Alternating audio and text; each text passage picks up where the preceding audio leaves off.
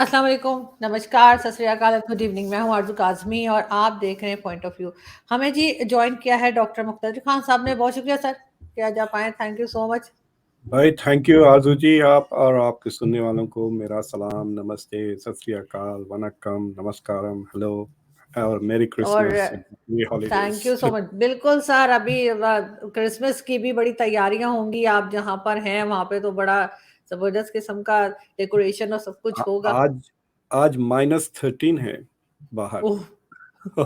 और मैं दिन में लाइट्स ऑन करके कर रहा हूँ शो।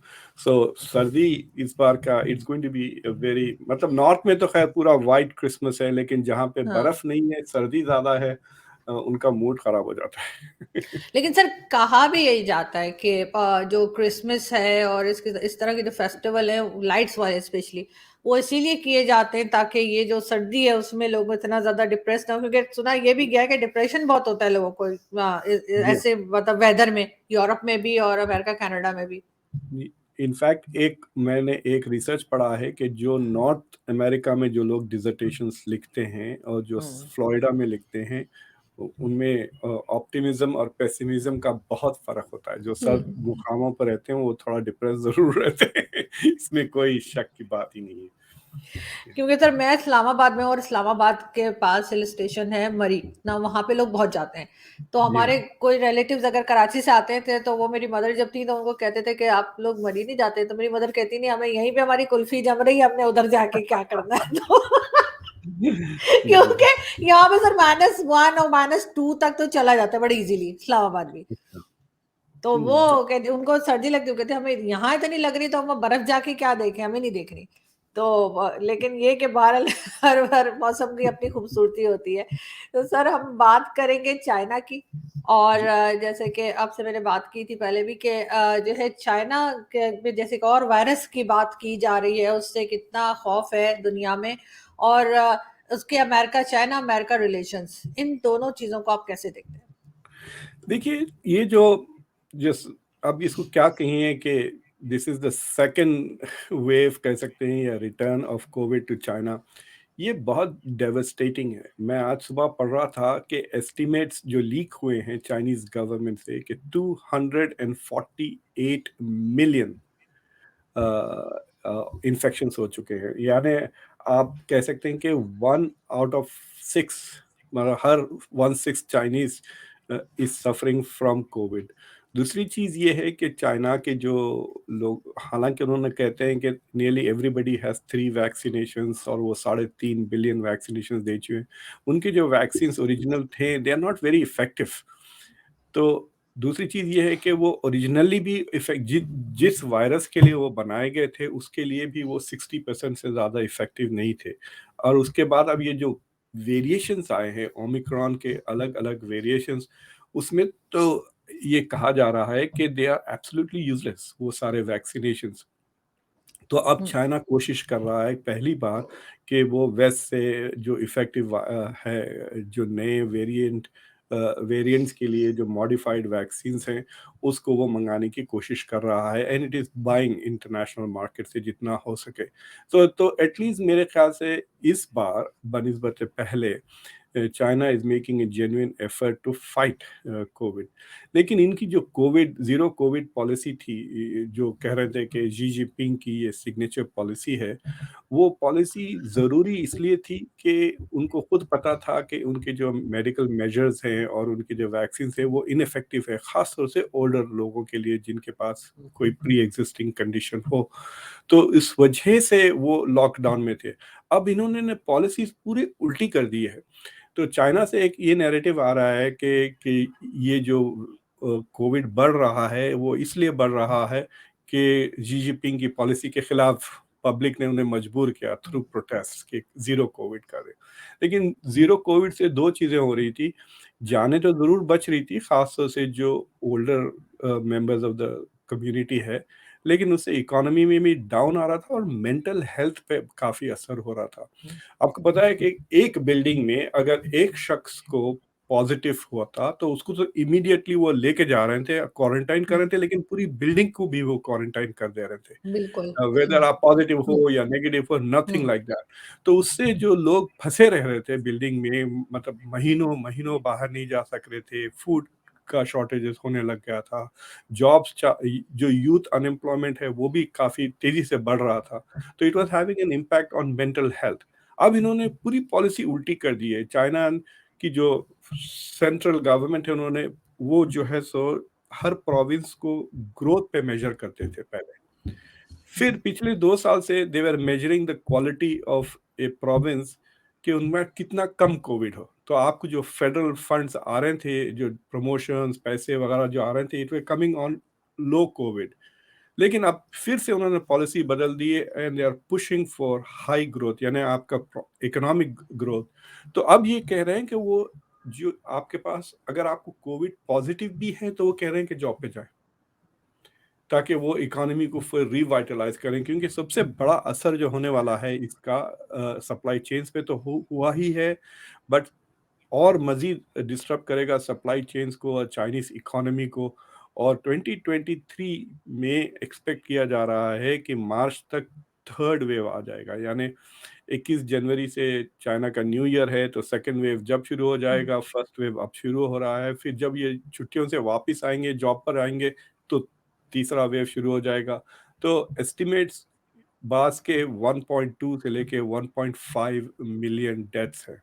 दवाखाने बंद, आईसीयू हुँ, सारे फुल हैं, क्रीमेटोरियम्स में जगह नहीं है, जो जहाँ पे लाशों को जलाया हुँ, जाता है, हुँ, क्रीमेटोरियम, वो कह रहे हैं कि 4 गुना ज़्यादा एवरेज से रोज़ से मरहा। हुँ, तो it's in a hmm, big mess, बिल्कुल काफ़ी मेस में है चाइना। और जहाँ तक कि अमेरिका का सवाल है, अमेरिका ने ऑफ़र किया कि अगर वो मदद चाहते हैं तो we will offer help. Medical मतलब एक्सपर्टीज़ भी चाहिए उनको, इन्फॉर्मेशन भी चाहिए on how to deal with this, और वो सबसे ज़्यादा दे नीड 2 चीज़ें चाहिए कि जो प्रोसीजर्स यहाँ पे डेवलप किए गए to deal with those who have a severe case, जिसको हम यहाँ पे लॉन्ग हुँ, कोविड कहते हैं, या एकदम इंटेंस राइट। हुँ, केयर। तो उसके जो प्रोटोकॉल्स डेवलप करे, शायद वो शेयर कर सकता है यूएस, अगर चाइना माँगा। और फिर ये जो सप्लाई ऑफ वैक्सीन्स की जो ज़रूरी है फॉर द न्यू वेरिएंट। तीसरी चीज़ ये है आरज़ू जी, कि अगर ये जो वेरिएंट चाइना में आ रहा है, if it is different from जो हमारे पास हैं, तो ये बहुत तेज़ी से दुनिया में भी फैल जाएगा। एंड देन हुँ। सवाल ये उठता है कि क्या दूसरे ममालिक रेडी हैं इसके लिए? यही अ, बात सर सबसे इम्पोर्टेंट है कि बाकी सब लोग भी यकीनन डर गए होंगे और कुछ ना कुछ सोचा जा रहा होगा, कोई प्लानिंग तो होनी चाहिए इस तरह की सिचुएशन में।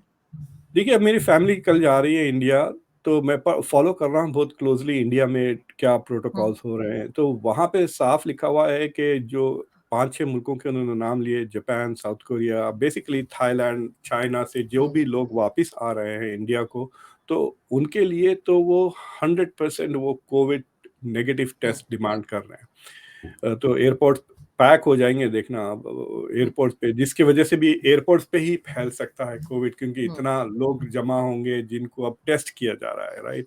दूसरी चीज़ ये, जो दूसरी जगहों से भी आ रहे हैं, यानी यूरोप वगैरह से, वहाँ पे भी 2 से लेके हुँ, 5% तक वो टेस्ट कर रहे हैं और उनको मॉनिटर करेंगे, मतलब आपका टेस्ट टेस्ट लेके वो छोड़ देंगे आपको, लेकिन दे विल कीप मॉनिटरिंग, अगर आप पॉजिटिव हो तो शायद they will hmm, pull you back.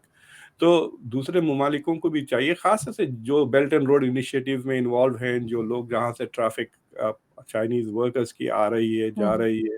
So it is an important मतलब मेजर, जिससे ना सिर्फ ग्लोबल इकोनॉमी बल्कि ग्लोबल हेल्थ पे इसका असर होगा। China is such a big part of the world, तकरीबन 16 उसका पॉपुलेशन है।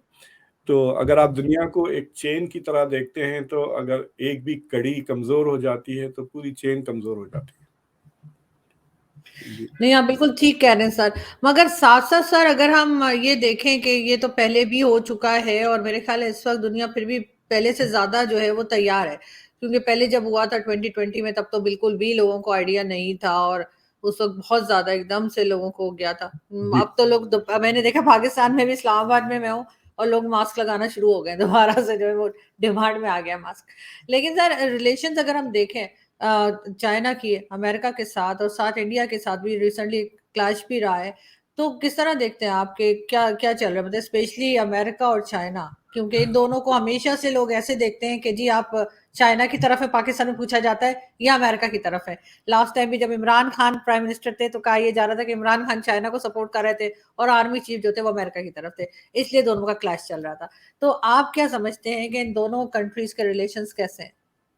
देखिए, जब जो बाइडेन की मुलाकात हुई थी शी हम्म। जिनपिंग से बाली में, 3 साढ़े 3 घंटे उन्होंने फ्रैंक डिस्कशंस किया। दोनों ने मतलब दोनों तरफ से जो रीड आउट आया था उसमें इस बात को एम्फसाइज़ किया था कि नॉट ओनली के डिस्कशंस फ्रैंक थे, बट दोनों ने इस बात को इकरार किया था कि वी आर जियोपॉलिटिकल कॉम्पिटिटर्स, लेकिन हम पूरी तरह से कोशिश करेंगे कि जो शेयर्ड मसाइल हैं, जो प्लानिटरी मसाइल हैं, जो ग्लोबल मसाइल हैं, उन पे ज़रूर कोऑपरेट करेंगे, जैसा कि क्लाइमेट चेंज है, पैंडेमिक वगैरह है।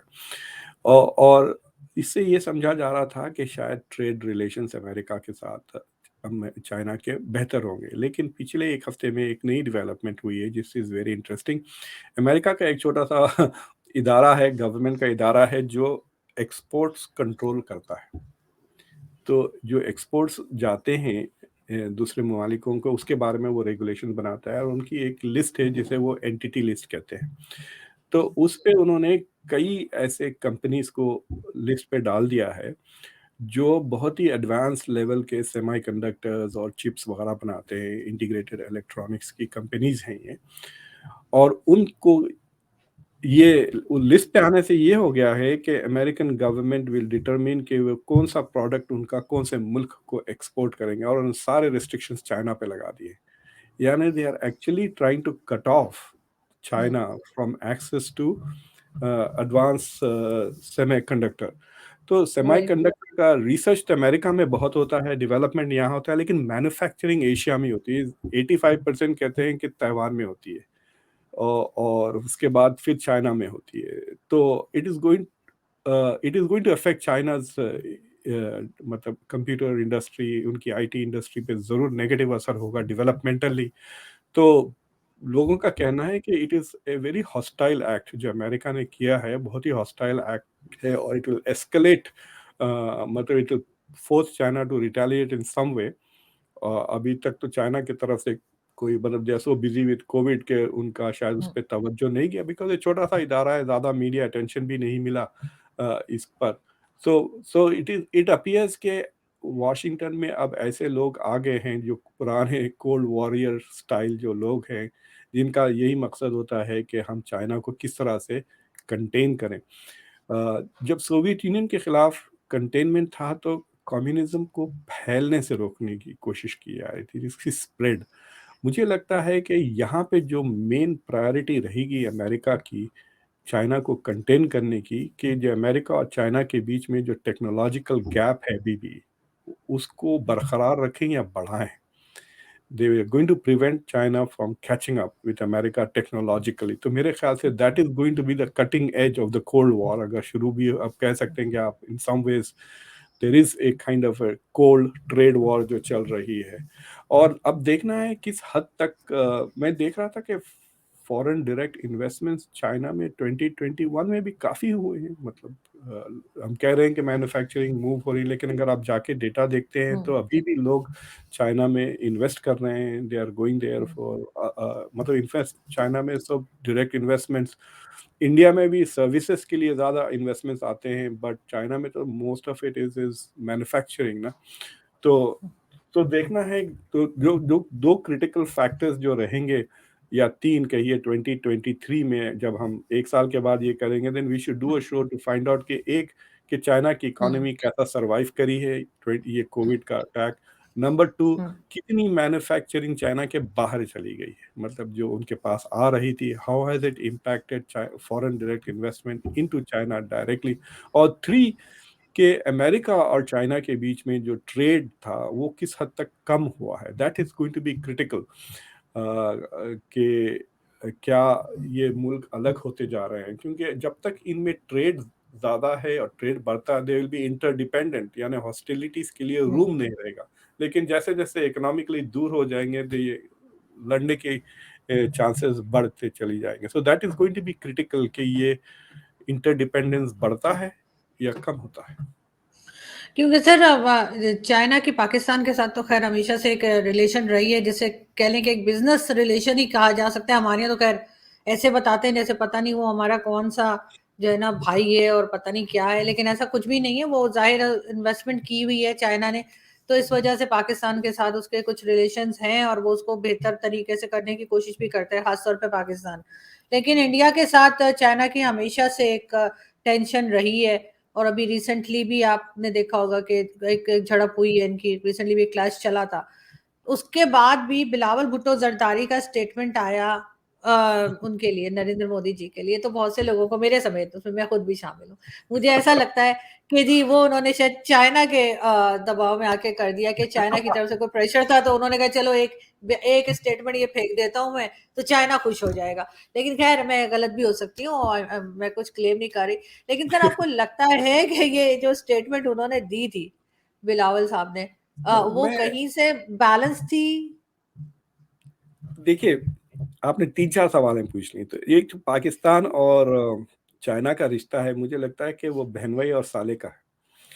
तो और आप तो इंडिया पाकिस्तान के मुझे तो कल्चर सर में एम्प्लॉय देखो। और बॉस लगते हैं, हम लोग एम्प्लॉयज हैं उनके नहीं, और वो बॉस हैं क्योंकि हमारे। साला इज एन इंटरेस्टिंग रिश्ता, क्योंकि साला गाली भी है। आप इसलिए मैं कह रहा हूँ सही। कि वो तो पाकिस्तान को वो साले की तरह देखता है, ये मेरा साला है, या ये साला मेरा साला है। यू कैन इमेजिन, ठीक। वो इस तरह लगता है। तो it doesn't hmm, respect Pakistan. आप देखें, दैट इज हाँ। Something that Pakistan should realise, कि जिस तरह से आपका इंग्लैंड के साथ जो रिश्ता है ना, आप ज्यादा इंटीग्रेटेड नहीं है, but England respects Pakistan for lots of reasons. आप उसको देख हम्म, सकते हैं, छोटी छोटी चीजों में भी नजर आता है ना। बेन स्टोक्स ने अपनी सारी तनख्वाह दे दी हम्म, रिलीफ के लिए। आपके कोई क्रिकेटर ने अनाउंस नहीं की, लेकिन बेन स्टोक्स ने कर दी। बिल्कुल। तो हाँ, तो वो एक रिश्ता है। इंडिया का is very interesting with China, because India के establishment is still under the hope कि they can improve relationship with China. India के जो एक्सटर्नल अफेयर्स मिनिस्टर है जयशंकर ने एक बहुत जबरदस्त बात कही है, this century can not be the Asian century अगर चाइना और इंडिया आर नॉट कोऑपरेटिंग। इसी सूरत में it becomes an Asian century if these two countries are at peace and have trade. दूसरी चीज ये हुई कि 2022 में इंडिया और चाइना के बीच में जो ट्रेड है वो बढ़ गया। खासतौर से इंडिया में जो इंपोर्ट्स हुए हैं चाइना से, इट हैज गॉन बैक। तो वो जमाना था जब टिकटॉक से लोग बैन हो जा रहा था, चाइनीज में टीवीज को लोग सड़कों पे तोड़ रहे थे, वैसा नहीं हो रहा। India is still importing heavily from China.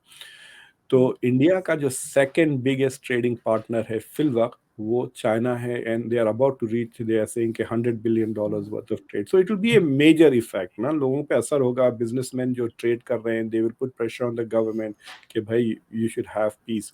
India Pakistan के बीच में डायलॉग वगैरह इसलिए नहीं हो रहा कि ट्रेड ही नहीं है, बिल्कुल ही खत्म हो गया। अगर ट्रेड होता, इमेजिन करेंगे 40-50 बिलियन डॉलर का ट्रेड होता, तो जो जो बिजनेसमैन ट्रेड कर रहे हैं, they would have put pressure on the government कि भाई rhetoric कम करें and try to improve it because they are making money from this. So that is an important part.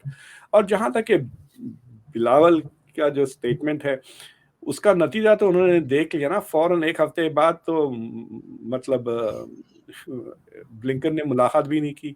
यहाँ पे हम्म, जब लोग लड़कियों के पीछे जाते हैं ना फोन मांगने के लिए, तो वो कहते हैं कि don't call me, I will call you. उसका मतलब हम्म, ये कि मैं कभी तो तो उस तरह से ब्लिंकन ने ट्रीट करा है बिलावल का कि नहीं नहीं, आप हाँ डीसी में तो आप हैं, लेकिन आप दफ्तर मत आए, मैं फोन करता हूँ आपको। I mean he made the phone hmm, call to prevent him from coming. तो हाँ, दैट इज मतलब वो इट्स अ डिप्लोमेटिक स्नब है ना, और इट्स नॉट जस्ट हाँ, मतलब फॉरेन मिनिस्टर हैं वो। और आप देखेंगे अभी पाकिस्तान के लिए यूएस ने $200 मिलियन अनाउंस किए फॉर जेंडर हम्म, इक्वालिटी के लिए, लेकिन the total US add for the floods is just 97। यानी हम्म, वो जेंडर इक्वालिटी को फ्लड से ज्यादा डेवस्टेटिंग हम्म, मानते हैं, मतलब डिवोटिंग मोर रिसोर्सेस। राइट। हाँ, तो वो रिश्ता, when someone is giving you money to become socially better, it is not an equal relationship। तो मुझे ट्रू। लगता है कि पाकिस्तान में जरूर बिलावल भुट्टो की मेरे ख्याल से थोड़ा बहुत यंग बच्चों में वगैरह इम्पोर्टेंस बढ़ गई होगी कि देखे मुंह तोड़ गया दिया ये वो। But I am not very sure that that has impressed either the US और इंडिया और इवन चाइना कि अगर चाइना उसे प्रॉम्प्ट किया हुआ है, I don't think China did anything like that, but if China has China इस तरह से नहीं नो, आई एम सोचता वो। नॉट श्योर अबाउट इट, मुझे हाँ, सिर्फ ऐसा हाँ। फील हुआ, मैंने कहा हो सकता है, क्योंकि because anything possible in Pakistan, आप जी कुछ हाँ, भी कह अगर सकते चाइनीज, हाँ, कोई लो लेवल चाइनीज ऑफिसर ने सजेस्ट कर दिया हो ये हो। पाकिस्तानी कोई दूसरे लो लेवल, और उन्होंने बिलावल का कहा यार चाइनीज बड़े खुश हो जाएंगे अगर आप मोदी के खिलाफ कुछ कह दें, तो मुझे लगता है कि it will also lose respect for Bilawal in China, because China के हम इसको जो बोले वो कह देगा ये मतलब does he not measure his words based on his own country's national interest ना? So I have a feeling कि मतलब मेरी तो यही असेसमेंट के बाद यंग पीपल, आपके पास एक नया लफ्ज इन्वेंट किया आप लोगों ने, यूथियास, जो यूथ्स हैं वो they might move a little from Imran Khan to him based on this dialogue, but उससे आगे वो मुझे नहीं सर, लगता कि youth is only belongs to PTI. यूथिया अच्छा। सिर्फ पीटीआई की प्रॉपर्टी है, उनपे कोई किसी का कोई दूसरा कॉपीराइट क्लेम नहीं हो सकता। जी हाँ, बिकॉज बिकॉज पीपल्स पार्टी के जो उजाले होते हैं जी और हाँ, जो पीएमएलएन है उसके पटवारी होते हैं, तो यूथिया जो है वो सिर्फ और सिर्फ इमरान खान के। लेकिन जी उनके साथ सर एक और भी ये था कि फर्स्ट टाइम, क्योंकि वैसे तो फॉरेन मिनिस्टर बने थे, वैसे मैं उनको उर्दू वाला फॉरेन मिनिस्टर कहती हूँ ना, वो जो कहते हैं ना बस फॉरेन मिनिस्टर बना दो, तो वो क्योंकि बहुत इस तरह की फैमिलीज हैं कि उन्हें फॉरेन मिनिस्टर बनाया जा सकता था। लेकिन सर मैं ये जरूर कहूंगी कि आपने शायद नोटिस किया होगा, जो भी गवर्नमेंट आती है पाकिस्तान में, चाहे किसी भी पार्टी की हो, आते के साथ ही पहले जो नेगेटिव स्टेटमेंट देते हैं वो इंडिया के बारे में देते हैं, और बाहर निकलते ही तारीफें शुरू कर देते हैं, जैसे इमरान खान कर रहे हैं।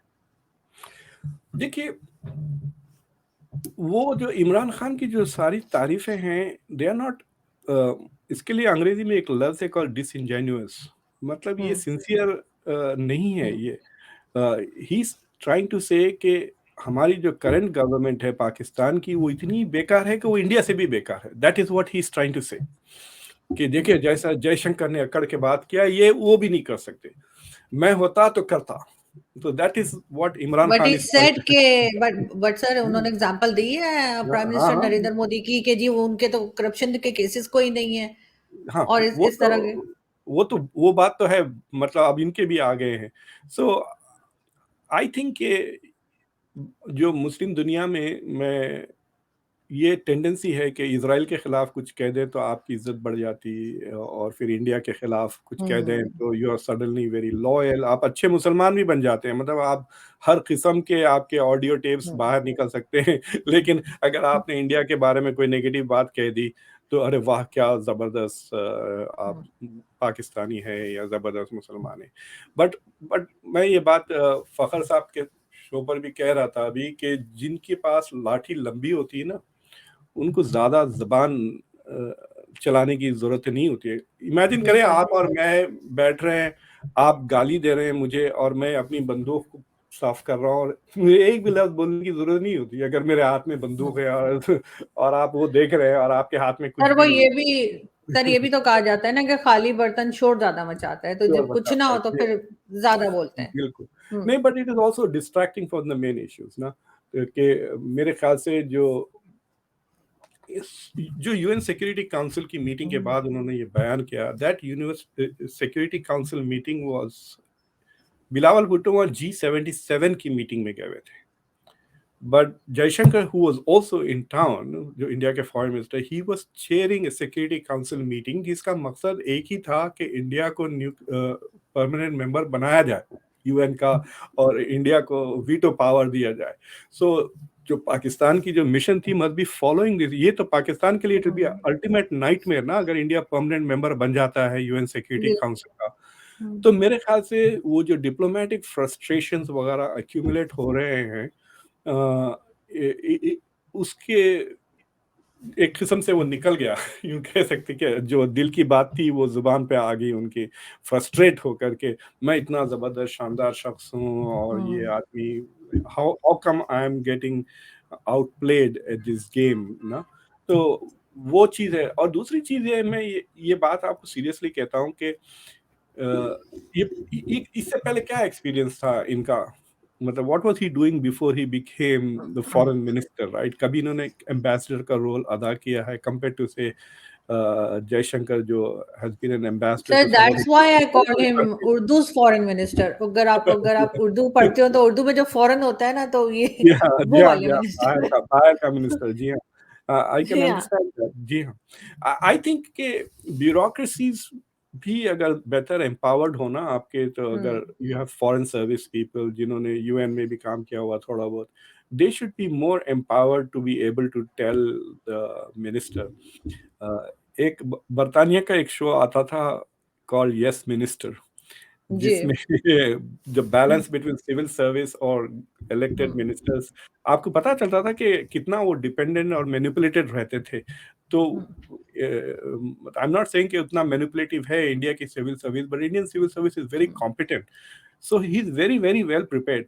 मैं एक वीडियो देख रहा था बाली का, तो ऑडियो नहीं था but it was just a video. India में कई ऐसे चैनल्स हैं जो लिटरली नरेंद्र मोदी की पूजा करते हैं, तो वो कॉन्स्टेंटली वो they were just showing videos of Modi in Bali with no audio, कुछ भी नहीं चल रहा था बस, और लोग देखे जा रहे थे, मैं देख रहा था लाखों लोग वाचिंग। तो मैं भी एक वॉच कर रहा था बिफोर ही टॉक, वो डिनर वाली। It was very clear कि वहां पर Jaishankar had a whole file. He was going through the file. It was very clear he was briefing Modi in वो मतलब आप क्लियर देख रहे थे कि कितना डिटेल से काफी देर तक वो वीडियो चलता रहा. It was very fascinating to me to see कि it was like watching Modi and Jaishankar in their office. Because वो दूसरे लोगों से डिस्कनेक्ट होके they were quite focused on. It was very clearly the comments that Modi was going to make. और you could see के कितना ना सिर्फ जयशंकर का रोल था, वहाँ अजीत डोभाल जो इंडिया के national secretary, he was also जी। Standing right next to him. So this man was getting briefed by the brains जो इंडिया के हैं, right, before he can speak. तो सर ये तो हमेशा होता है हर प्राइम मिनिस्टर के लिए। आई थिंक हाँ, उनको ब्रीफ किया जाता है कहीं भी दे हैव जाते टू बी हुए। ब्रीफ. तो मैं ये देख रहा हूँ एग्जैक्टली। कि तो बिलावल के अतराफ कौन है, who is briefing him, that is the सवाल उठता है ना. हाँ, बिल्कुल होना चाहिए, और मेरा ख्याल है जरूर कोई होगा, और जो कोई है बिलावल को चाहिए कि फौरन उसको चेंज कर दें, मैं इसलिए आपको कि एक जिस और तरह की बात, एडवाइस दी जा रही है वो सही नहीं है। मैं उनके डिफेंस में भी एक बात करता हूँ. तो देखिए, सो फॉर एग्जांपल, अब जब जयशंकर आते हैं तो India is coming to the table and they are saying we want to G20 में हम एनवायरमेंटल को इश्यूज को आगे रखेंगे, then we will talk about extremism. So people are saying okay, so what are we going to do, how are you going to contribute, what should I contribute, इस तरह बातें होती है.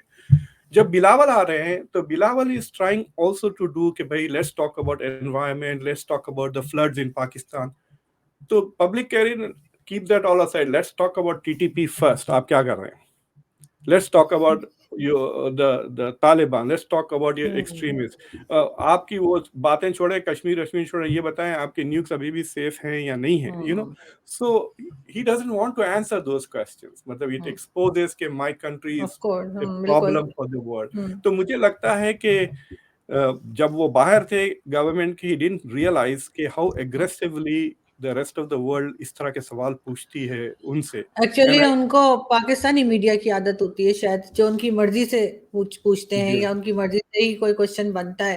बिकॉज आई स्टिल रिमेम्बर कि जब sorry Nawaz Sharif साहब की government थी इमरान खान से पहले, तो जी उनके जो एडवाइजर थे वो मुझे किसी ने, मैं कहीं पार्टी में गई थी किसी एम्बेसी की, तो वहां किसी ने मुझे उनसे मिलवाया कि जी ये नवाज शरीफ साहब के एडवाइजर हैं। वैसे तो बहुत सारे एडवाइजर होते हैं, उनमें से एक वो भी थे, अभी आजकल भी वो मिनिस्टर हैं। तो मैं उनसे मिली, तो मैंने कहा अच्छा, मैंने कहा मेरे फादर कहते थे जब नवाज शरीफ साहब उससे पहले जब प्राइम मिनिस्टर थे, जब कुछ अजीब कोई बात करते थे या कोई डिसीजन होता था, वो कहते थे इनका इनका एडवाइजर कौन है, उसको पकड़ो। तो मैंने उन साहब को कहा कि जी वो मेरे फादर ये कहते थे, तो वो हंसने लगे, कहने लगे तो बस आप मुझे पकड़ लिएगा आकर जब कुछ गलत बोले तो। And he is still in the government, और अभी भी वो मिनिस्टर है। लेकिन फिर भी ये है कि मेरा ख्याल है कि इनको एडवाइजर्स अगर गलत एडवाइस करें, चाहे वो किसी भी कंट्री के फॉरेन मिनिस्टर हो, प्राइम मिनिस्टर हो, व्हाटएवर, तो इनको एक बार डबल चेक करना चाहिए और चेंज भी कर देना चाहिए, जो हमारे यहाँ नहीं होता।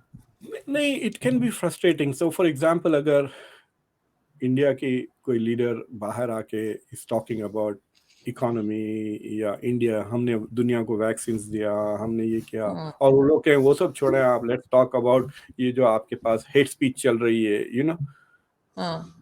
सो आपका पूरा एजेंडा डिरेल हो गया। तो यू आर थिंकिंग कि मैं वॉशिंगटन आके सर क्या। तैयारी करके आनी चाहिए ना, हम लोग पेपर देने जाते थे, कोई ना कोई क्वेश्चन ऐसा आता था जो out of the course question आ जाता है जी ना। हाँ, बट द थिंग इज कि you can't control it. Washington में, हम्म। भाई वॉशिंगटन में मैं बैठ के प्राइम मिनिस्टर्स को मतलब इज्जत इज्जत हम नहीं करते, वी सिंपली आस्क द हाँ। Question that you want. अब ये थिंक टैंक्स के दौरा कर रहे हैं, अटलांटिक काउंसिल वगैरह में उन्होंने तकरीर दी, तो वहां पे जो थिंक टैंक के एक्सपर्ट्स बैठे हुए हैं, they are not going to be mister foreign minister, they are going to say straight हाँ। अवे ब्लंटली कि क्या हो रहा है वगैरह, so I have a exactly. Feeling कि अगर आपकी country does not enjoy a lot of soft power, it is hmm. difficult to represent your country, especially on critical issues, especially जब आपको ज़रूरत है, आपको अमेरिका की सपोर्ट चाहिए आईएमएफ में, आपको अमेरिका की सपोर्ट चाहिए to deal with the floods consequences, तो आप इस तरह का जवाब वो अमेरिका को नहीं दे सकते बिलावल, हम्म। It will cost him, right? So that is also a challenge. और आई मीन देखिए, एक्ट्स ऑफ ओमिशन और एक्ट्स ऑफ कमी, यानी कोई चीज करना और कोई चीज नहीं करना, दोनों के असर होते हैं ना। तो जो फैक्ट कि ब्लिंकन ने उनसे मुलाकात नहीं की, that itself has had a negative impact on Bilawal Bhutto, and also suddenly लोग पूछने लगे कि पाकिस्तान और is everything okay between the US and Pakistan, right? हम्म। हालांकि एक मीटिंग नहीं है, हो सकता है कि हु नोस पेट में दर्द था उनके ब्लिंकन के उस दिन, ही said यार I don't want to meet anybody और टुडे, उसी आई डोंट पेट में केयर। उसी दिन दर्द होना था sir. So that's, I don't know what the reason was, right? But it becomes very significant ना। हाँ, ये और जी। बात है कि samantha पावर से उनकी मुलाकात हुई, so he must be thinking कि he's meeting samantha power anyway, why should I?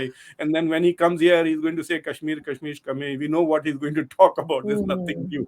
अब देखें, the test is will be कि जनवरी में जो आपके पास environmental issues पे जो कॉन्फ्रेंस हो रही है, हाँ। उसमें आपको थोड़ा यूं कहिए कि that will be like a barometer कि कौन कौन आता है अमेरिका से, खुद ब्लिंकन बिल्कुल। आएंगे या नहीं आएंगे, अगर आते हैं तो what the agenda is, to what extent is हाँ। America going to be involve in setting the agenda and raising funds. ये सवाल काफ़ी सीरियस हैं। और अमेरिका ने अपने डिफेंस बजट में, अपने हम्म। एनुअल बजट में, और जो इन्फ्लेशन रिडक्शन बिल है उसमें बहुत तकरीबन 400-500 बिलियन डॉलर्स एनवायरनमेंट के लिए एलोकेट किए हैं। सो आपके ब्यूरोक्रेट्स को चाहिए that they go through that fine print और देखें कि वहाँ पे कहाँ कहाँ आपका मुल्क फ़ायदा उठा सकता है फ्रॉम दीज एलोकेशंस, जो बजटरी एलोकेशंस है। अरे ये यहाँ पे हम we can get hmm. Some support for environmental issues, for flood exactly. Relief. तो अगर वो सब नहीं करें तो फिर then you are not a professional thing. बिल्कुल सर, ये इनको करना चाहिए और साथ साथ इनको ये भी करना चाहिए कि जब ये मीटिंग के लिए जाएं, चाहे ये अमेरिका में किसी से मीटिंग करें उनके ऑफिशियल से, या वो लोग यहाँ पर आए, तो हमारी गवर्नमेंट जो है वो खुद भी हाजमूला खा लिया करे और उनको भी हाजमूला का एक पैकेट भेज दिया करे, ताकि उनके भी पेट में दर्द ना हो और इनके भी पेट ठीक रहे। Thank you so much sir कि आज आपने ज्वाइन किया, बहुत थैंक यू शुक्रिया। Very much, thank you very much. Thank you. Thank you.